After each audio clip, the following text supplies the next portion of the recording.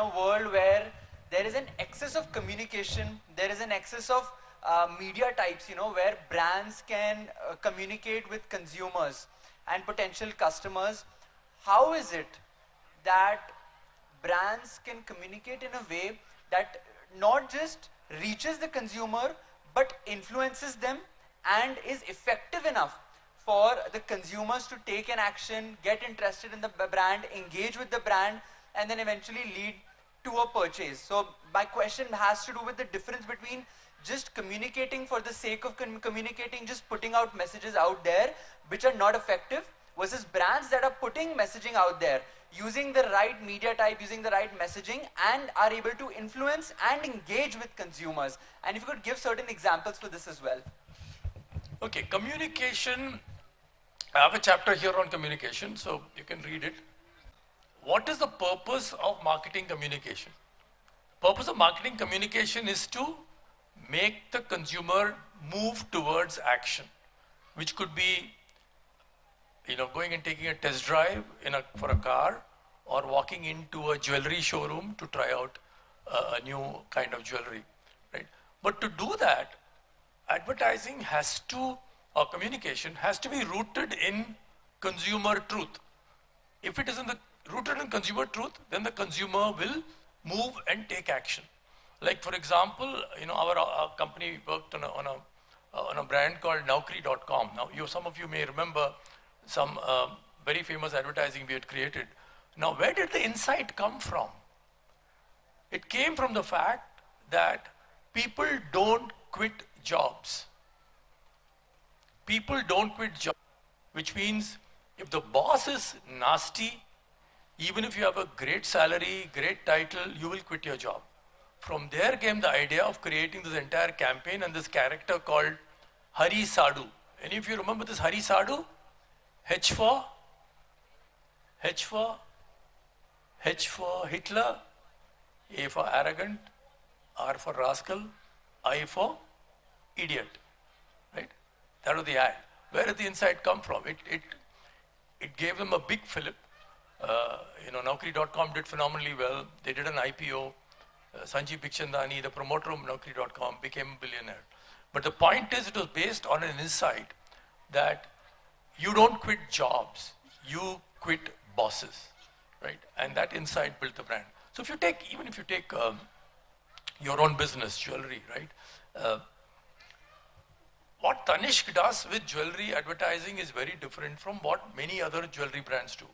They try and bring in some social purpose into their advertising, and they have done some phenomenal work. If you remember the remarriage film which they did, or the God Barai film which got them into trouble.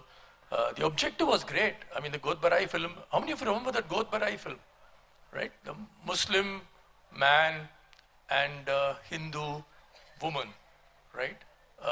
And it became a bit of a problem, and they had to withdraw the ad. But the truth is, it was a great piece of communication. It was taking jewelry to a next level of emotional bonding, right? So I remember discussing this in my class in SPJN, and I said, what do you guys think? And in fact, one of the students had an interesting comment. He said, look, sir, this is a film which happened in my life. I'm a Muslim, married to a Hindu girl. When she was expecting, she wanted to do this. My parents said, great, and we did this. So I said, wow, I wish Tanishq had put this line based on a true story.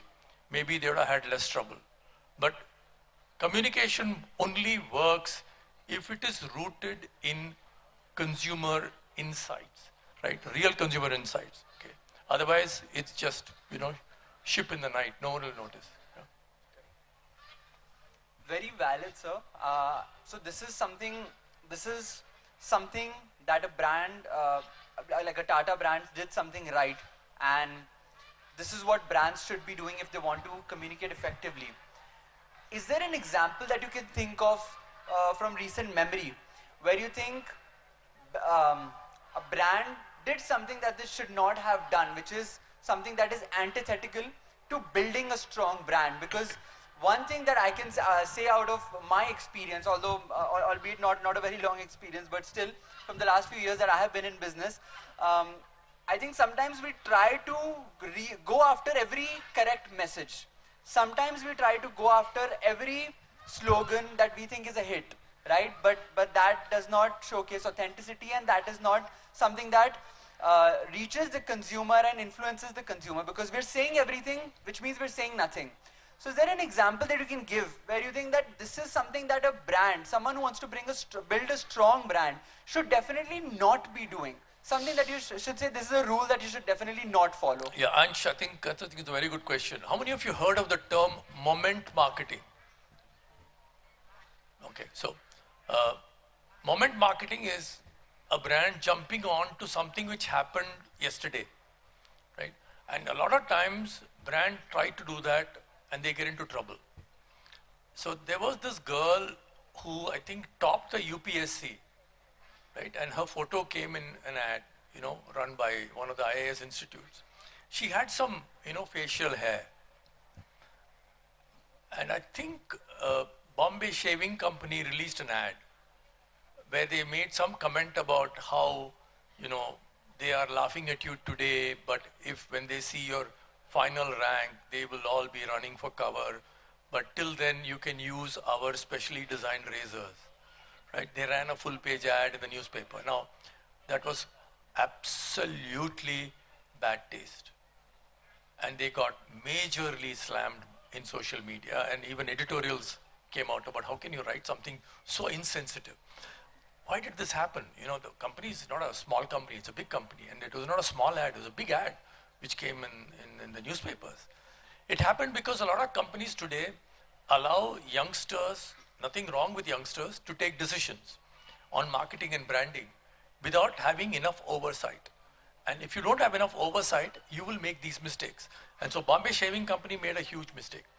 The other flip to this was the company which actually does it very well, this whole concept of moment marketing, is a company which, we had the benefit of working with for many years, called Amul. Now every time something happened, they always put out an interesting message. But even they got it wrong recently when they made a comment about the kiss cam video where the CEO of this company, I forget the name, what is the company called?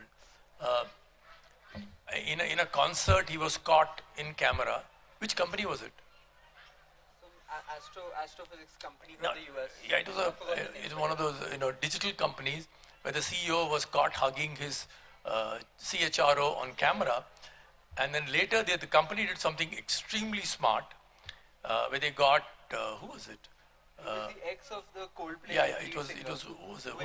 It's a famous Gwyneth Paltrow did a video which was actually done by Ryan. Ryan Reynolds' company did the film, but Amul did a hoarding about that, which was in bad taste, right? And it got slammed. But I know Amul gets it 99% right, but 1% wrong. That was one of the one they got it wrong.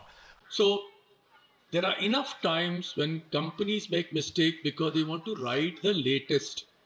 Latest is what? Latest is Indian women team winning cricket, so I need to do something, or the latest is someone made a mistake, got caught on camera, I need to do something, or this girl has a little bit of facial hair, I need to do something. Caution is, you don't need to write on every moment. You can take it easy, right?